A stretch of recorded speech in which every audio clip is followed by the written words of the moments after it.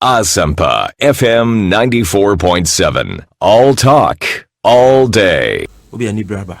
Any bre. Pa. Because a choir Jimensa any electoral commission in penny for. And I'm so a afia batu ye hun shishayeno. Particularly a abatu woman a hun shishayeno. Obi any nyai a time. Na the bobo bano ehu ma oh my Ghana. Me ha maninka. But here on Asempa FM, we will find ourselves in an electoral crisis and a constitutional crisis because of the ecosono. Adentia. Obi. Media ya me yapa ne say time wa new register e ho asem ba ya ye bobu hu kan bi twe ho dawre na ye mu bi ye bompa ye se de ye hu ye nti ana ye kase the easy for episode mo ye supported by the MPP no e the Asempa ba no na ye bompa ye se nki be wie no na bibia akoso toten na nka ye kra na ye ni magu ase. Some of us didn't want to be proved right, to be proven right, because say ekobase ya vindicated a de kan ye na abamu a de ka say besi no asia eye Ghana ena esofa obi Asempa FM 92 besi ne ya sati ato aba Ghana ya bato won hihye ye nyina ya sumdwie because abato aya ye nyina as much as possible emu ada ho aye de broni frɛ no free and fair. Now the etimyama na basa no is because partly because say register in pain maybe a de to aba no eya na edim na eye register so a political parties ni stakeholders nyina ene kabom ma ye twere na ye to aba no enti ye beto awie no manson twe ne ntokwa bia anhyeda nyeden emma se mente me ho ase bi kura ba ekowiem e wo court de beba bia na ye nyina ya giatu sa pepepe ne nyina ye hwese afia batu e bekoso asomdwie na bibia ye dwojo. But obi the kono what it shows in say afia batu we may not, let me choose my words carefully, I just essentially ni bc anya sa we are not likely to have a credible register for these elections. And then there cost na ye mu bi hu ya ye kan ya mu bi mu antie na mo ye electoral commission for diodium ably supported by MPP for them eno na isi ne obi de kan me kan sem numpe na akero de kan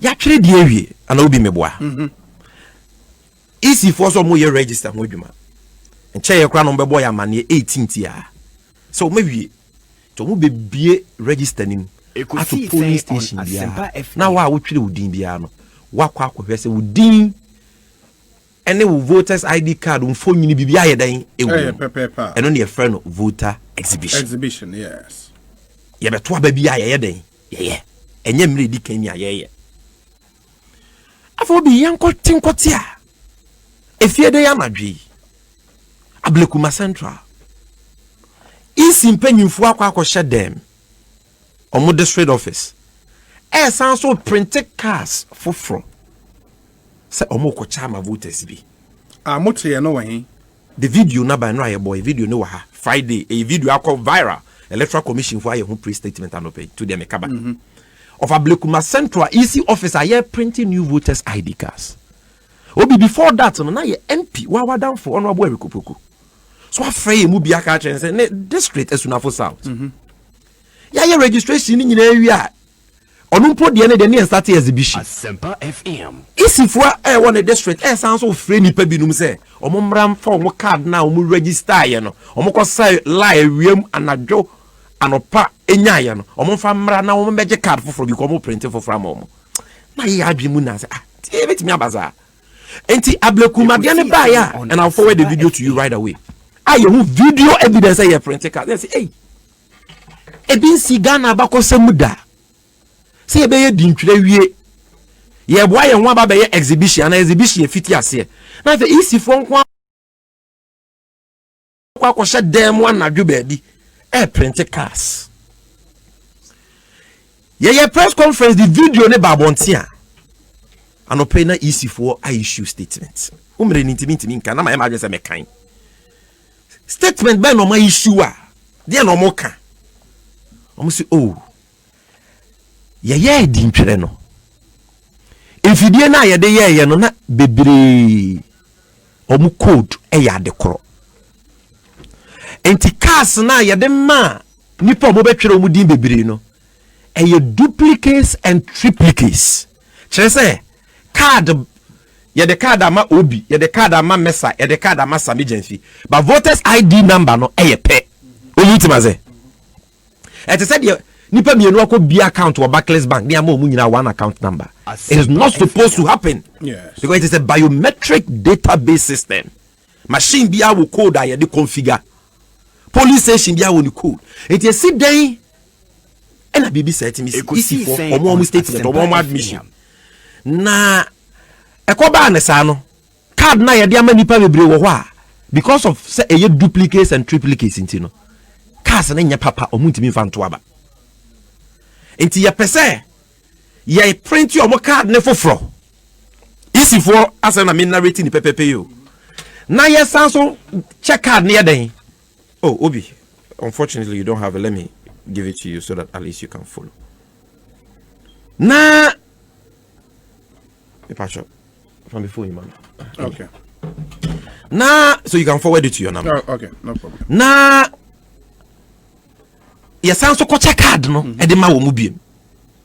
Na say dia wo kan dia mu erem because Obi dia di kan wo magana fo nyina tia se mfidie na ye wo dada na no ne di trading no enye papa aye dada wo si obsolete anameboa ena mama nipa bi numa support mo na parliament ama musika almost 1 billion cedis say mo fa nye new voter register ye nyina mo se mo be na mo koto mfidi pa je ye den na fidie mu no akwakoto etini generate voters ID cards are ni nyina number e ya de kro obi register wa Ashanti obi Western omo card number ya de kro obi wo voter obi wo Srim omo card number ya de kro efri 92 ye start class ye photo album register bi ensida na ye biometric etefidi mu no na man to papa anase den anase eye mfidi dada na mo de be kan mfidi mu no ho man kan no kran kire yen because that is what some of us are hearing and mfidi dada no because ye dey akire din dada na police station codes bi ya configure wo so no man anko you can say reconfiguration. Yes. Man your configuration no for until ama you have different machines with the same codes and therefore generating the same code numbers. Okay, yemfe non tonche. Ebiem eye den na yesi ye number no susu mfidie number no su na ye den ehwe. Ye nyina ne nemo political parties are major stakeholders yakọ IPAC and ye voters register. Ndobi say ye register wie ne close registration. Na sempo easy for mo say mo madwuma ma anya ne yenti. Mo negligence and mo incompetence. Enti nipa mo kosa lie register ya mo cars no mama mo cars enye papa because they duplicates and triplicates and quadruplicates there na wose we o ka kire amanyokuo ni nyina se problem abani anameboa na wa frɛ IPAC na wa ma yehu dia wo pese we ye na wo de so ano na yeso ye wa adwenkyere dia yeso ye dia eden ye dia ba na fe dia yehu se oh ye we registration ye we dia but problem bi aba enti we mu no dia ye dia rectify situation ni obi an fair IPAC meeting obi an ka hwenkyere isi fon ko awo dema na jo not a wia ablokumaden anajo and they have admitted in their statement say I am passe omuna authorizes or printing new cars to replace the duplicates. It's a political party by number one amane printing and the so-called replacement obi political party by na observe because in our voter registration laws you register political party agents wo ho you print card nyina you hwese bibia ye kama na yeso ya take records ni bi. So if you are giving out new cars with new numbers now Where are political parties and your agents who is observing to ensure say the moye no kwa no obi fa ho nkonko wiem onko print cars and ma hoho and people who are minors or people who are not supposed to be registered. Asempa FM. Ebi mo ya bato nhye mu no. To be printing voters ID card the man will be age say nipa ne ti wanim. Onu ti ma say. So card wo kwa ko register na wo pa. What te ho agency nyina to ne aye ne de wade aso nsem na wo ko. Meboa. So card ne yirampo na wo kwa koye replacement a. What say district office wa ne aye ade ama wo. And I will be meboa. And they say then I will say who replace cars. Now cars now will replace no.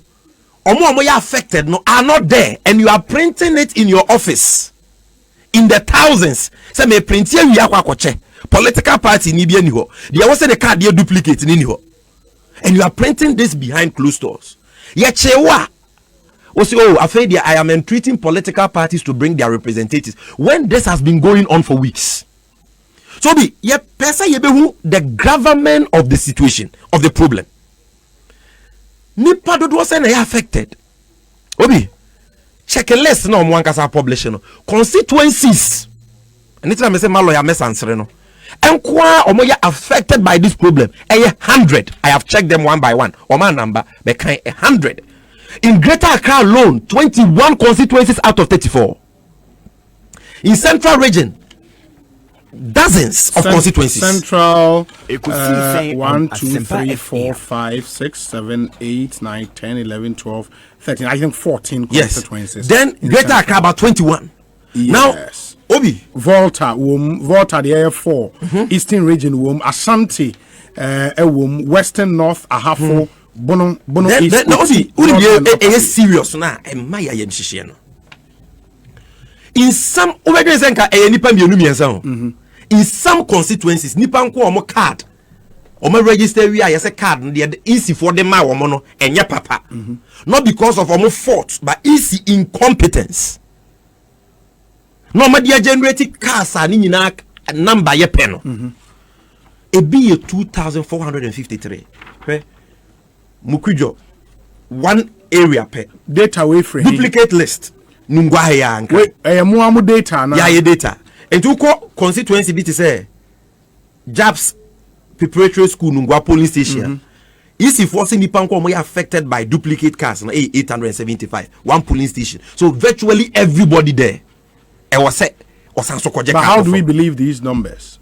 They have listed the list. They have listed constituencies. But they have not told us the numbers involved. Yeah. It is saying 100,000, 200,000, 300,000. Yeah, we don't know. But say we MP. Now what's our problem with area now called district officer. District officers are able to tell you. It is Sam George will say about 1,700. Ningo pram. Or no the district officer catch no. Yes. More problem ni bi no. Yeah, reports ya my election directories, regional districts, ako offices in and in some areas, honorable, nipa 2,000, nipa 1,005 per constituency. Even if you take the average as 1,000 per constituency and you are dealing with 100 constituencies, you are talking about something above 100,000.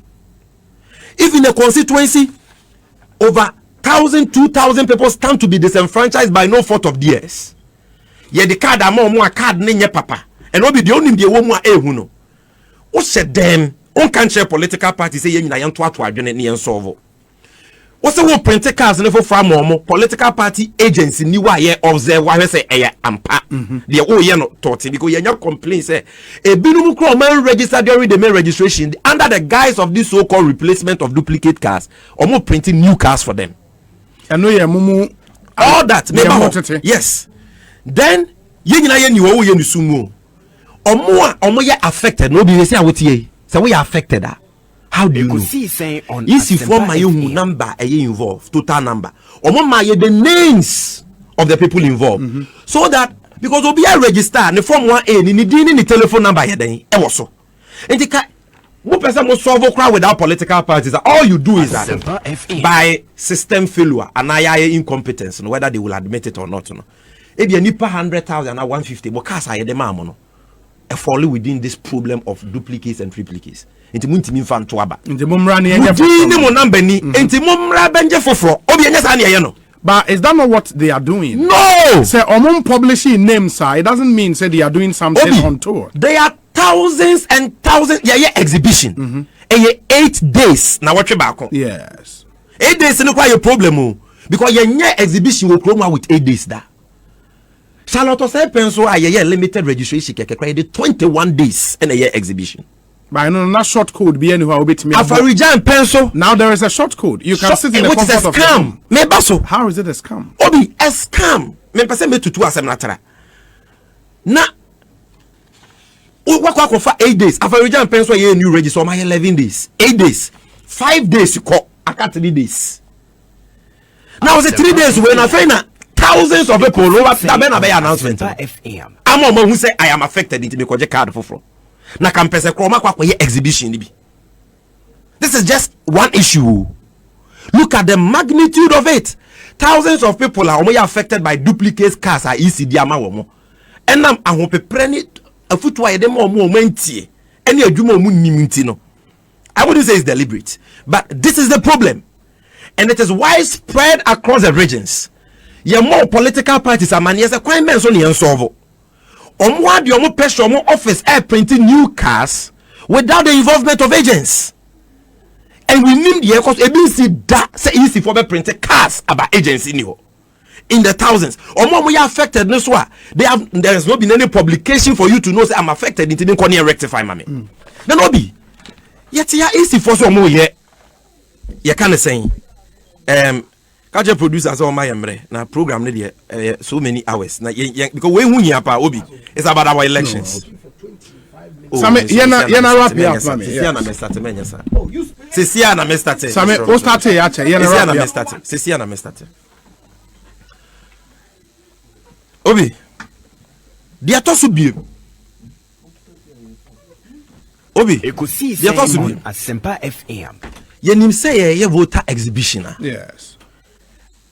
Any register no kwan ye biem so obi am check anything. Ye de afidia ye friend of biometric verification device. Honorable ye MP nti wonim. Obi ntima se. Eso si wo FM. Enti wo kọ now the card kire na ye check udin. Na udin ne wo number na wo register no na wo card so na bibia ye kama. Na ya ma wo de won sa si afidie ni so. Obi ntime. Na ye hu se eda ne so na wo beto aba afidie ne betimi aye den. A verify. Sa na ye exhibition. Because yeah about to say no verification no vote and the nipa ne be checking the din wom na okwa udi betinya wom down ba beto aba no ebia between the time I will register and the time I will exhibition bibia si fingerprint details kra no I say I was here do kwhye face only register mu. So it is necessary say the BVD machine will be there. Obi exhibition aye 80% of the polling stations no BVD machine. Western region now, honorable free. Out of the 1,078 polling stations at your exhibition, 400 per NFDO. Over 600 near Chile, FDB. How can you do an exhibition? I will be because Asempa FM. Say me doing bibia wom, but my fingerprint details now capture you know. And you be the mismatch and I swap here until me didn't say CFD so me. Ya who complains of more call your details be our register nobody almost say CFD so I reject you. Meaning that there is a problem with the bio data you store against their name in the register. So how can you do an exhibition without BVD machine? Obi ABM finally. Obi no me boson tente mo say me communica. Ansana ye be exhibition no. Ye dey final adjudication. Adjudication ne say ye registration ni nyina wi a na afidie no ye di duplication che say wa u register mienu bia afidie ne be peke wo say we ni we bio data ese nti be hwa e nipa de kro no ye say afidie ni wu kwan say eyi mu di film e wo say easy for compile sa cases of omo mu di aba mienu no no mo de koma committee a ye from adjudication committee na adjudication committee for ne tena se hwehwe mu a omuni easy for nyina ka say oh we there you have time or register anyway na interval na be 5 minutes it is possible that e be double registration ti yentwem we have time interval na 10 seconds inte bia your machine na duplicate ti e fanto nchen committee ni we na dwuma e ma de wo say ye ni din free register ni mu de ne call exceptional register and multiple register no so no ye the ansa na ya exhibition. Adjudication committee for your last meeting 27th. Na was omu share third omu share. And na me no ka say no ma send notice omu be share ya wodai. Ye nwi adjudication ma ye hu de was ye ni din free. Ye say ye exhibition. Obi ebinsi da e wo Ghana abakosemu. Last but one obi.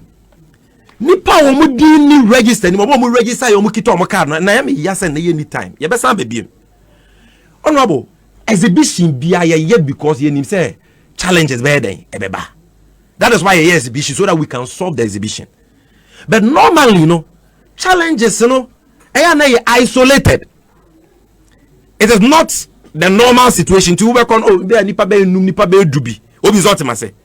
But for example, in Ashaimaya, nipa 7,000 diaira. What Laura cry a friend Tongwa. Nipa 439 ye tro mudi register ne by nipa 7 din also.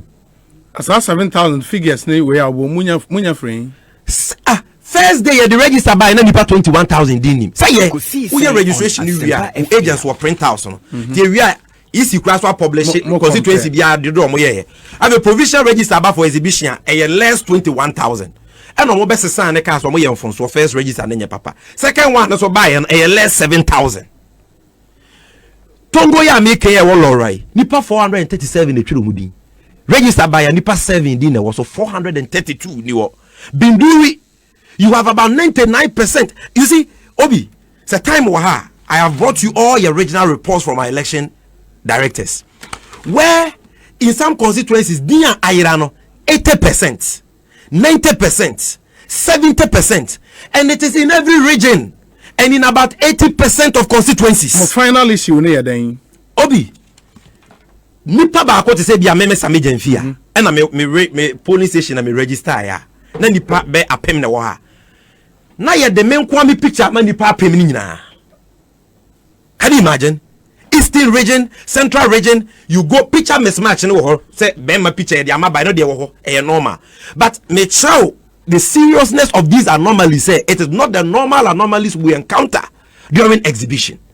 And you see the difference is that during those exhibitions, so what challenges you can do what resolve. Now you have 76 days and challenges when you're normal. Where you have 70, 80%, in some cases 90%, 60% of names missing, in some cases 70, 80% of pictures mismatched. And then the code finally, the 1422 said, ebi mu check here wrong data.